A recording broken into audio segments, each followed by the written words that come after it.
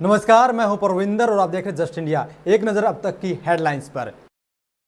Headlines के प्रायोजक हैं आरोग्य मास्क लगाएं, कोरोना से सुरक्षित रहें। Oscar super speciality hospital and trauma centre, रंश किया showroom in Rohtak and Bahadurgarh. Showroom पर आइए, टेस्ट ड्राइव ले और गाड़ी बुक कराएं। हरियाणा पुलिस का अपराधियों के खिलाफ अभियान जारी। एक माह में 36 मोस्ट वांटेड गिरफ्तार, भारी मात्रा में अवैध हथियार भी बरामद। वीकेंड लॉकडाउन का दिखा असर। रोहतक में विशाल मेगा मार्ट पर नगर निगम ने की कार्रवाई, 5,000 रुपए का काटा चालान।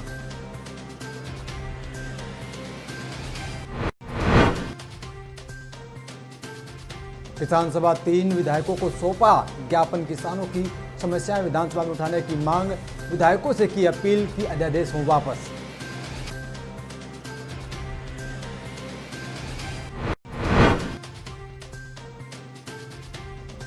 पुलिस को मिली बड़ी कामयाबी, लूट के आरोपियों को किया गिरफ्तार। महिला और बच्चे को बंधक बनाकर दिया था वारदात को अंजाम।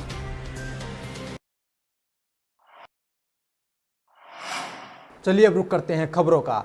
भारत में कोरोना संक्रमण के मामलों का बढ़ना लगातार जारी है। देश में रोजाना अमेरिका, ब्राजील से भी ज्यादा नए मामले दर्ज किए जा रहे हैं। पिछले 24 घंटों में कोरोना के रिकॉर्ड 69,878 नए मामले सामने आए हैं और 945 लोगों की मौत हो गई है। ये कोरोना संख्या दुनिया में एक दिन में आए मरीजों की सबसे अधिक संख्या है। अमेरिका और ब्राजील में बीते दिन क्रमशः 50,420 और 31,391 नए मामले सामने आए हैं। इससे पहले भारत में 19 अगस्त को रिकॉर्ड 69,652 कोरोना मामले दर्ज किए गए थे। स्वास्थ्य मंत्रालय के ताज़ा आंकड़ों के मुताबिक देश में अब तक 29,75,701 लोग कोरोना से संक्रमित हो चुके हैं। इनमें से 55,794 लोगों की मौत हो चुकी है। एक्टिव केस की संख्या 6,97,000 हो गई है और 22,22,000 लोग ठीक हो चुके हैं। वहीं हरियाणा में एक दिन में कोरोना के रिकॉर्ड 1240 नए मरीज मिले हैं, जबकि 10 मौत होने के बाद मरने वालों की संख्या 602 हो गई है। अम्बाला के विधायक असीम गोयल भी संक्रमित पाए गए हैं। 24 घंटे में सबसे ज़्यादा 151 केस यमुनानगर में मिले हैं, तो सबसे ज़्यादा 3 मौत भी यहीं पर हुई है। फरीदाबाद, पानीपत, पलवल, कुरुक्षेत्र, जींद, सोनीपत और सिरसा में एक एक मौत हुई है। प्रदेश में कुल संक्रमितों का आंकड़ा 52,679 हो गया है।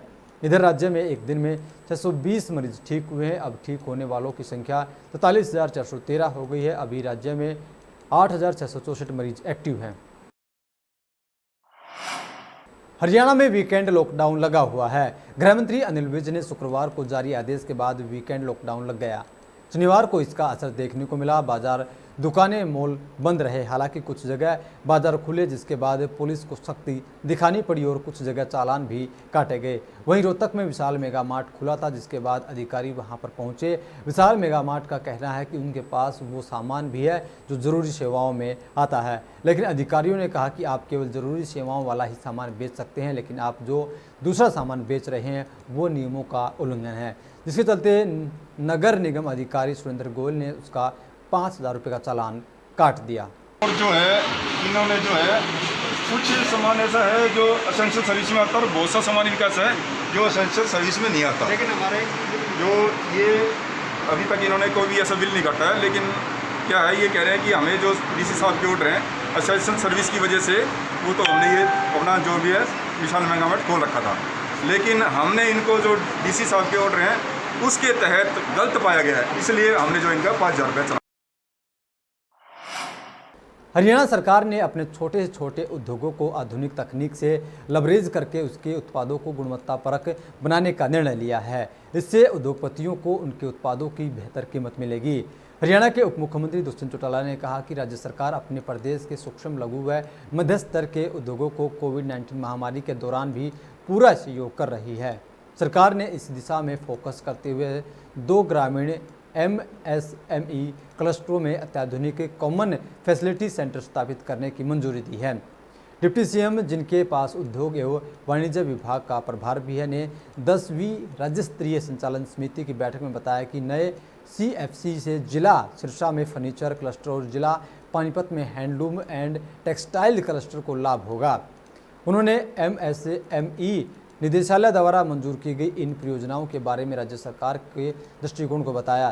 चौटाला ने कहा कि कुल 4.50 करोड़ रुपए से अधिक के कुल निवेश वाली इन दोनों परियोजनाओं के डिजाइन व फिनिशिंग से संबंधित सामान्य सुविधाओं को स्थापित करने के लिए राज्य सरकार 3.50 करोड़ रुपए का अनुदान प्रदान करेगी।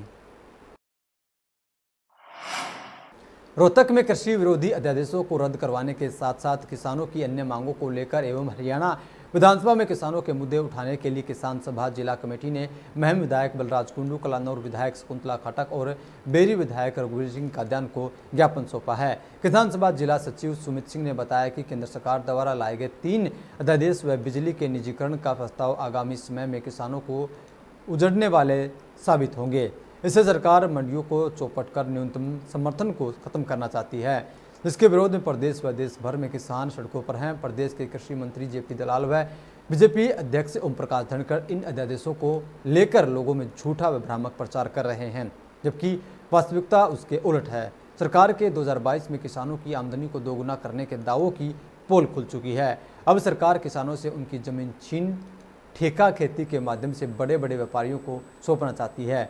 बिजली का निजीकरण करते हुए किसानों को मिलने वाली 10 पैसे प्रति यूनिट को महंगा करने का प्रस्ताव राज्य सरकारों को भेजा गया है, जिससे किसानों की सस्ती बिजली भी महंगी हो जाएगी।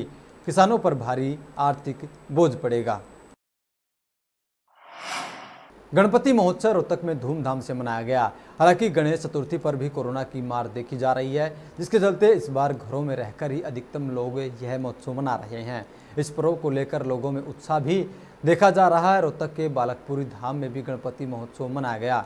लोगों ने नाच गाकर गणपति को याद किया। बाबा बालकपुरी भी गणपति महोत्सव में झूमते हुए नजर आए। बाबा बालकपुरी ने कहा कि कोरोना काल को देखते हुए छोटा कार्यक्रम किया गया है ताकि सामाजिक दूरी का ध्यान रखा जा सके। उन्होंने बाबा सारे दुखों को हर लेते हैं और जीवन में खुशियां ही खुशियां भर देते हैं। इसी तरीके से कोरोना का भी जल्द ही खात्मा होगा।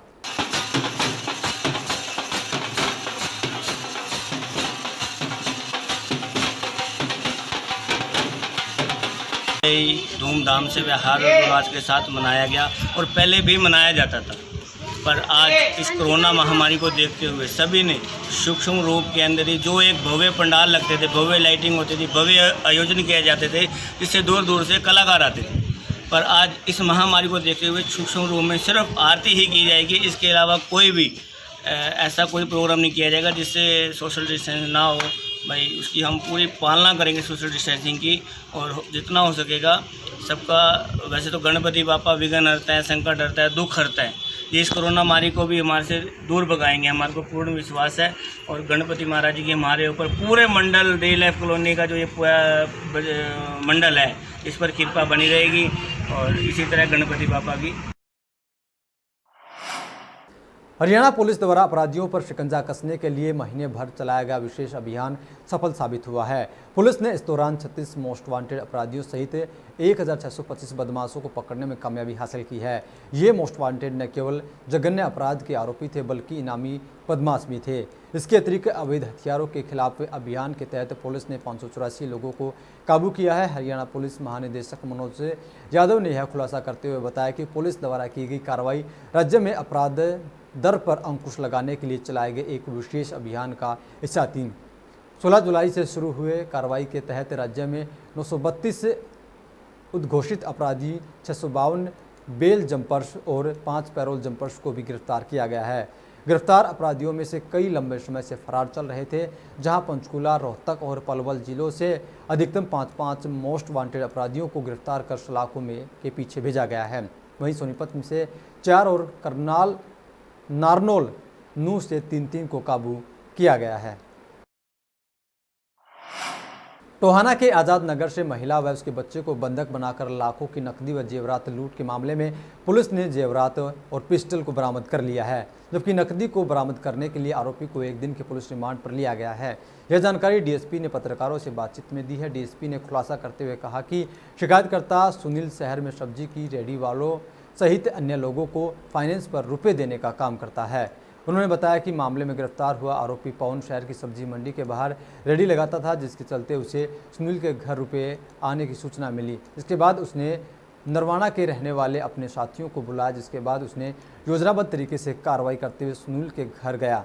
डीएसपी ने बताया कि आरोपी स्कूटी पर थे, जिनके बाद 2 आरोपी घर में घुस गए और घटना को अंजाम दे दिया। उन्होंने बताया कि मामले में 3 आरोपियों में से आरोपी की जो मुख्य आरोपी है उसे गिरफ्तार कर लिया गया है और इसके अलावा पुलिस अब इस मामले में आगामी कार्रवाई कर रही है। 2 आरोपी टोहाना निवासी पवन और नरवाना निवासी अजय को गिरफ्तार कर लिया था।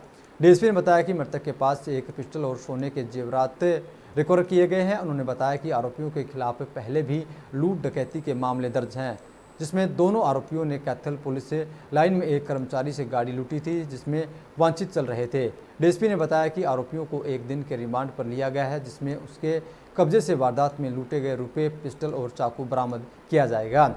उन्होंने बताया कि आरोपियों में रोबिन के खिलाफ नरवाना थाने में स्कूटी लूट सहित अनेक मामले हैं। पवन के खिलाफ टोहाना जींद रेलवे में मुकदमे दर्ज हैं, जबकि तीसरे आरोपी अजय के खिलाफ कलायत में एक बाबा के मर्डर का मामला दर्ज है। पवन और अजय नाम के 2 बदमाश जो है वो गिरफ्तार किए गए थे, जिनसे वारदात में जो लूट की गई थी उसमें जो जेवरात थे वो बरामद किए जा चुके हैं। आज हमने 1 दिन के पुलिस रिमांड पे लिया है। अब रिमांड के दौरान उनसे घटना में प्रयोग किया गया दूसरा पिस्तौल, चाकू और कैश की जो है वो बरामदगी करनी बताया है। जो टोहाना से पवन है, पौनी जो है वो लोकल है यहाँ का, और जो सब्जी मंडी है उसमें रेडी लगाता था। जो मुद्दई है हमारा सुनील, वो फाइनेंस का काम करता है, तो उसको पता था। पलवल लघु सचिवालय में सॉलिड वेस्ट मैनेजमेंट और वायु प्रदूषण की रोकथाम की अनुपालना सुनिश्चित करने के लिए एक बैठक का आयोजन किया गया। उपायुक्त नरेश नरवाल ने बताया कि अधिकारियों को निर्देश देते हुए कहा कि शहर में कचरे के उठान की उचित व्यवस्था की जाए। किसी भी प्रकार का प्लास्टिक वेस्ट सड़कों के किनारे नहीं पाया जाना चाहिए। उपायुक्त ने अधिकारियों को निर्देश देते हुए कहा कि शहर में कचरे के उठान की उचित व्यवस्था की जाए। किसी भी प्रकार का प्लास्टिक वेस्ट सड़कों के किनारे नहीं पाया जाना चाहिए।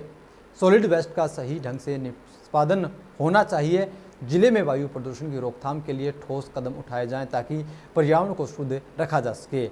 उपायुक्त ने कहा कि सॉलिड वेस्ट मैनेजमेंट नियम 2016 व वायु प्रदूषण के संदर्भ में नगराधीश व संबंधित एसडीएम की अध्यक्षता में निगरानी समिति गठित करें। नगर परिषद और पंचायतों के माध्यम से लोगों को स्वच्छता व वायु प्रदूषण की रोकथाम के बारे में जागरूकता उत्पन्न करें। उपायुक्त ने कहा कि संबंधित विभाग के अधिकारियों को अधिकारी अपने अपने कार्यों से संबंधित विवरण शीघ्र उपलब्ध करवाए जाएं। ने निर्देश दिया है कि किसी प्रकार का भी प्लास्टिक वेस्ट रोड के किनारे नहीं पाया जाना चाहिए, ना उसकी जनरेशन पॉइंट्स पर उसके तत्काल रोक लगानी चाहिए और म्यूनिसिपल सॉलिड वेस्ट की प्रॉपर डिस्पोजल की जानी चाहिए। इसके अतिरिक्त वायु प्रदूषण की रोकथाम के बारे में उपायुक्त महोदय ने सभी अधिकारियों को दिशा निर्देश दिए हैं कि वह हर विभाग जो अपनी जिम्मेवारी है उसके बारे में पूर्ण रिपोर्ट बनाकर 24 तारीख को इस कार्यालय में जमा करें। खबरों के प्रायोजक थे Pramod trading company, tiles, sanitary ware, Ghanipura, Jhajjar road, Rohtak. Asian colour coated स्पात limited. Be Fast Fit, India's fastest growing fitness chain, now at Rohtak D Park. Corona महामारी से लड़ने के लिए आरोग्य मास्क लाया है आपके लिए सबसे आधुनिक मास्क। इसके साथ ही आपको मिलेगी आधुनिक पीपीई किट, वो भी बहुत ही सस्ते रेट पर। contact@arogyamask.com पर जाएं और हमसे संपर्क करें या फिर www.arogyamask.com से जुड़ें। इसके साथ ही आप हमें कॉल कर सकते हैं। हमारा पता है Anand international, plot number 181, sector 25, Panipat, Haryana.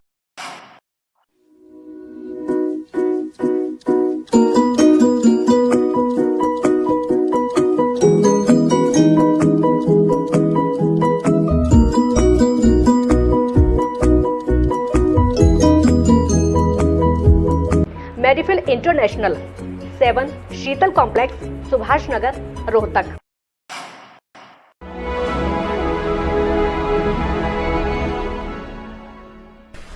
चाचा, आपने नया घर बनवाया है तो घर की छत पर कौन सी शीट लगवाई है?